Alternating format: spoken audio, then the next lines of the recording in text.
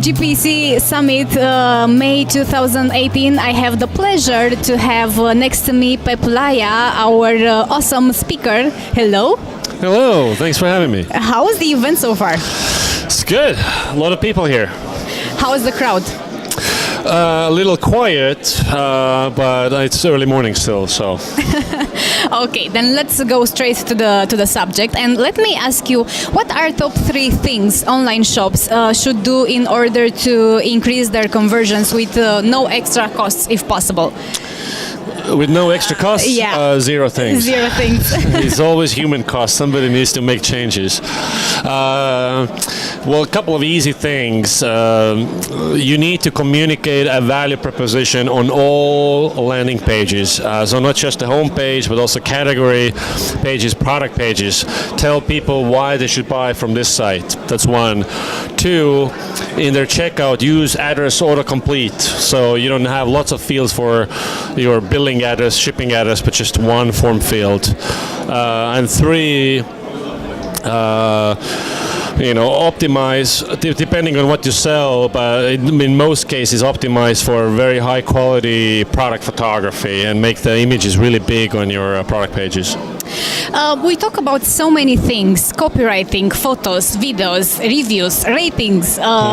What else? I don't know. A lot of elements to focus on. Well, how would you prioritize them on a product page from a conversion point of view? Well, it really depends what it is. If it's shoes, the only thing people care about is what they look like. So you want to optimize for product photography. If it's a technical product like a microphone, technical specs are very important, and the design of the microphone not so important.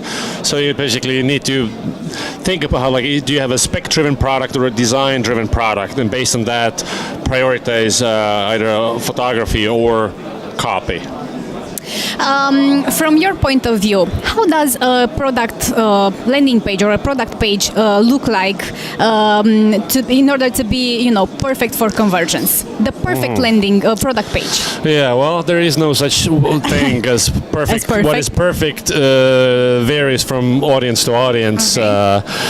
In most cases, I would make the product page predominantly about the product image. So the product image would be either the whole product page or at least 2/3 of the product page, leaving some sidebar for the product copy, and then all the supplemental stuff somewhere underneath there. I mean, reviews of course very important if you have them.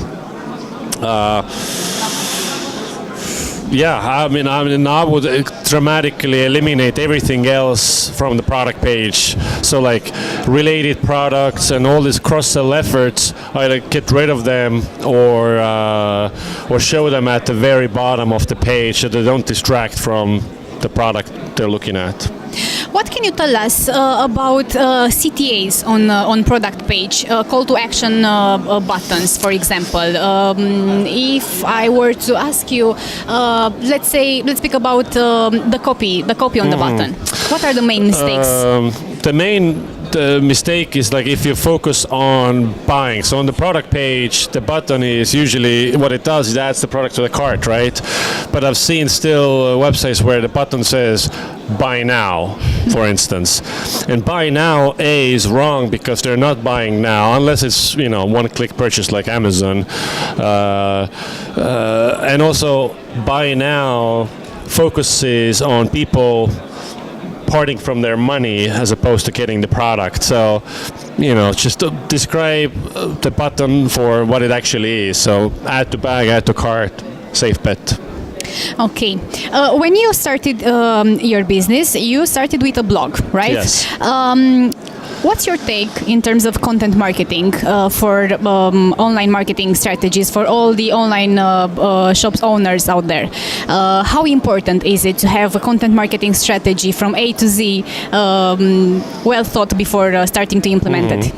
Well, still very important because it's so much cheaper than pay-per-click.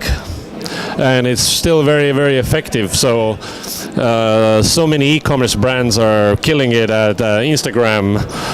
Pinterest is still a thing. I don't know about Romania, but in the United States, like if you have visual products, Facebook, still all still very good and relevant. Let's suppose that we start to implement a content marketing strategy today. When should we expect to see results? Oh, not before 1 year.